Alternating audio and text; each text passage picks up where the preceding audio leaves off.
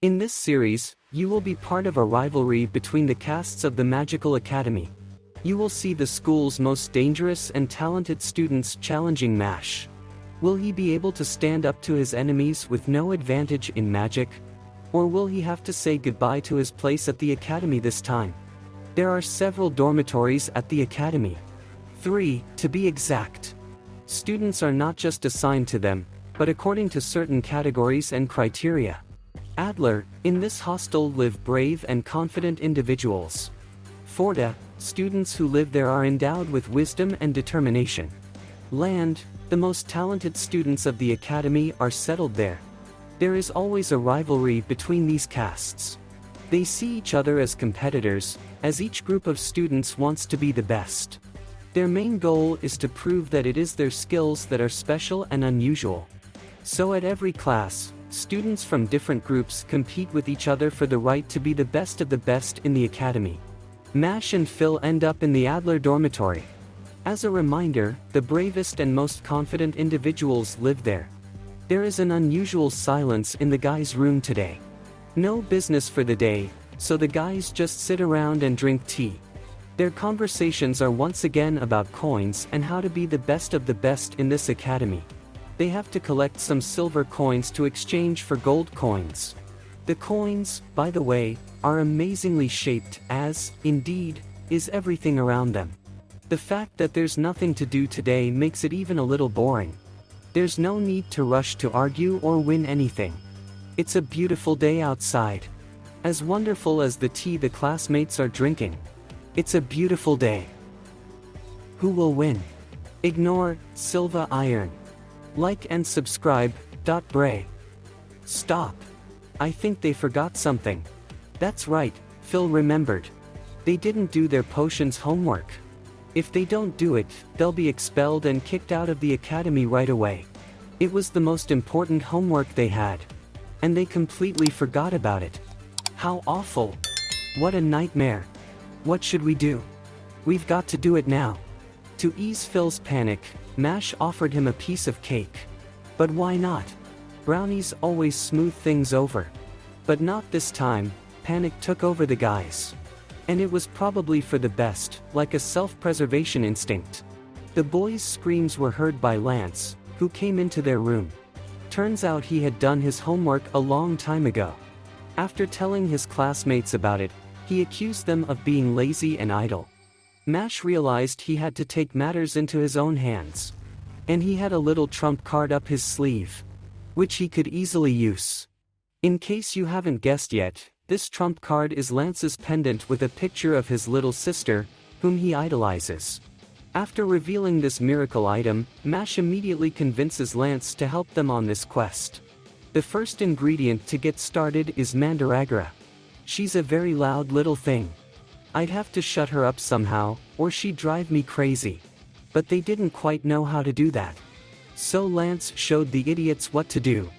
He took his wand, a magic wand, of course, and cast a single spell. With this spell he was able to calm the mandrake quickly enough. And so in an instant the mandrake went from a screaming creature to a silent ingredient for a potion. After Lance showed them how it all worked, he asked them to repeat the same thing just on their own ingredients. No matter how Phil tried to cast a spell on the mandrake, it did not work, it kept screaming. Then, as a true magician without magic, Mashle took his wand and decided to show everyone who was in charge here. He pointed it at the mandrake, cast a spell, and something went wrong. Instead of shutting up, it started screaming even harder and more rapidly. Lance tried to help Phil with some advice. He told him to focus and direct the stream of mana to one point. Phil finally succeeded in calming the mandrake. Turns out it was one of the simplest spells. The boys were distracted. They made it, yeah, but how's Mashle doing? Well, he's in trouble, and instead of calming the mandrake, he's done something unbelievable. It had grown several times over and had become unbearably loud. Now it was destroying not only the guy's eardrums, but everything around it. How on earth did Mashle do that? We had to rectify the situation right away. Then the guy jumped up and slapped the creature, thus knocking it out. In fact, he had accomplished the task. The mandrake was now asleep, in the idea that he had achieved what was needed. Now it would be time to begin the preparation. First you should finely chop it, then pour it all into a saucepan, then fry it and add some spices. That's it, done. That doesn't sound too hard. Mash was first to the task. He did everything exactly as instructed, but instead of getting a potion, he got a brownie. Lance saw the difficulty and decided to show them the same thing, but this time at a slower pace. But even under Lance's watchful eye, Mash still managed to make a brownie. Before he continued to help the boys, Lance warned Mash that he had no intention of giving in to him. And he, too, had very good reasons for being the best of the Academy's best students. Mash accepted this information with understanding. Then, having agreed ashore that they were still rivals, the boys continued practicing their potion-making skills. At that time something strange was going on in the school corridor. The kids ran into some guy, and they reprimanded him not to push. After that, he clearly got very angry and beat up the students. It seems that a real war of clans is starting. A squad of talented students clearly wants to overthrow a squad of the strongest and bravest. The next day, the boys were taken out into the woods. There they met that aggressive apprentice. He turned out to be Barrett. He wanted to be the first not only in the academy, but in principal always. He really didn't like it when girls paid attention not to him but to someone else. He hated pretty boys, he wanted to destroy them. He wanted to be the best-looking guy. Why didn't anyone love him? The boys' tantrum was stopped by the teacher. Today there will be a competition between the two dormitories, Adler and Land. They have to go into the woods and destroy as many scorpions as they can. For these they will get silver and bronze coins. For the weaker scorpions they will get bronze. And for the stronger ones, they get silver coins. Mash had already made a few enemies in his few months at the academy. One of the students attacked him. There were a lot of aggressive participants in this ordeal. In the woods, Mash met up with Dot.